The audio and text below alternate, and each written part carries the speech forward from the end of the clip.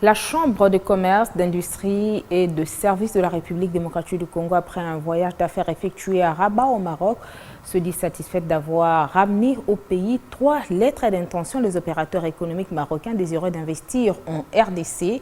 Au cours d'un point de presse, le président de ces structures a démontré qu'en vertu de cette convention, les deux parties expriment leur volonté commune d'asseoir un partenariat économique afin de découvrir les potentialités économiques des deux pays et mettre en valeur les atouts et opportunités d'affaires dans le Royaume du Maroc et en République démocratique du Congo. Son apport se veut considérable dans la diversification de l'économie de la RDC. La Chambre de commerce, d'industrie et de services tient depuis sa création au mois d'avril dernier à contribuer tant soit peu pour booster l'économie congolaise dans le but d'inciter les opérateurs nationaux comme internationaux à placer leurs capitaux dans des secteurs porteurs de croissance. Après la mission effectuée au Royaume du Maroc, le président de cette chambre de commerce est rentré au pays avec 3 lettres d'intention des opérateurs économiques marocains qui ont exprimé leur souhait de découvrir les potentialités économiques du Congo-Kinshasa, ainsi que de mettre en valeur les atouts et opportunités d'affaires en RDC. Face à la presse, Jean-Robert Issifoy a exprimé sa satisfaction de ce résultat, qui est l'aboutissement de plusieurs efforts communs et réunions de concertation avec la Chambre de Rabat. Aussi, il a également fait observer que le Maroc constitue un pays stratégique pour la RDC, en raison de sa croissance économique et pour les nombreuses opportunités d'investissement qu'il propose aux entreprises congolaises, sans oublier son positionnement stratégique en tant que porte d'entrée pour l'Europe.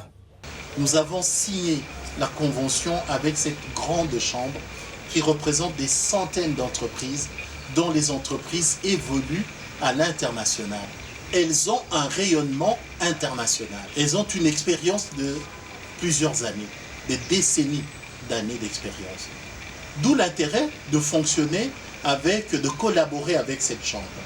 Ça veut dire que demain, voir l'une de nos entreprises de la chambre de commerce et d'industrie collaborer avec une entreprise parce que nous voulons nous donner des moyens et nous nous donnons des moyens pour ramener les grandes entreprises dans notre pays et les entreprises dans lesquelles les compatriotes congolais, les hommes d'affaires congolais vont faire partie, seront partie intégrante, partie prenante.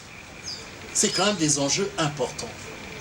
Jusqu'à présent, j'ai l'impression que si ça existe, c'est très peu. C'est une révolution de l'idée, de démarche, d'approche.